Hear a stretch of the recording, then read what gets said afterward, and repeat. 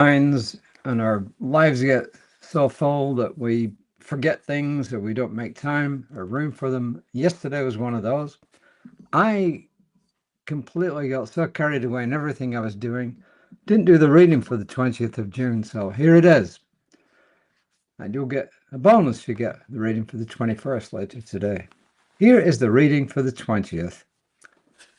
The quote I found was, and this I think is good, when you receive openly and positively, you allow others to feel the joy and fulfillment of giving.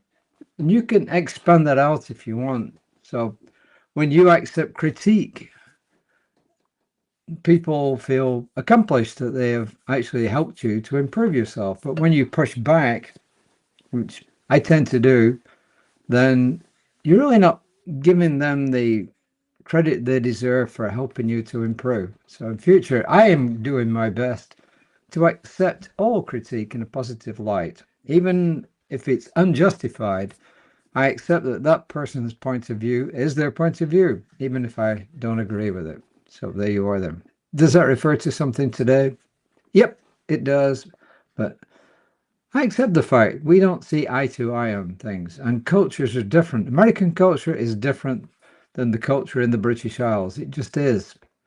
And we see life differently through a different lens. So there you are. Love invites emotional presence. Helen Keller says, the best and most beautiful things in the world cannot be seen or even touched. They must be felt with the heart. And I agree. 100%.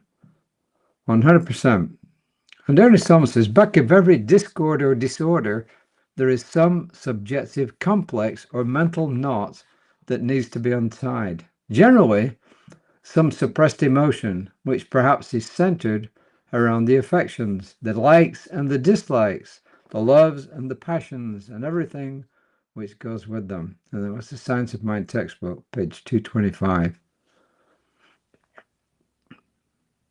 And this is Reverend Soni. Love invites us into full emotional presence, the courage to feel deeply without avoidance or resistance. Too often, we see emotions as obstacles to peace or distractions from spiritual life. And yet, every feeling we experience is a message from Spirit, offering insight into our inner world and guiding us toward deeper self-awareness and connection. Yeah, if you think about it, if you have an emotion about something, then that says something about how you're thinking about what is going on. It says something about what you have built up over the years as your way of judging things. Joy, sorrow, tenderness, frustration, they're all part of the sacred unfolding of life, each calling us to presence and transformation. When we welcome our emotions with awareness and with love, we begin transforming them rather than suppressing them. Today, she says, take sacred time to listen to your inner emotional landscape, because that's where all this stuff is coming from, right? Notice what arises without rushing to change it, to judge it, or to push it away. Allow your heart to feel with compassion and with clarity. Love does not judge our feelings. It witnesses them with tenderness, offering space for healing and understanding. Instead of being overwhelmed, being emotionally present means being aware, anchored in love, and willing to let our experience unfold with support from within. As we practice emotional presence, love becomes the lens through which we understand ourselves and others more deeply. Emotional maturity is the loving acceptance of whatever arises within.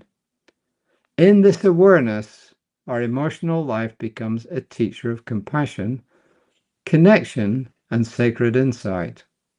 When we sit with our emotions as invitations rather than burdens, we may perceive them as holy guides, revealing the divine's footprints on every part of our inner world.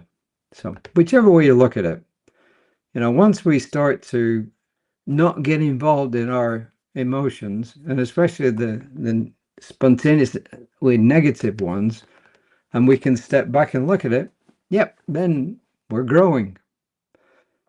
The affirmation, I am emotionally present with grace, love.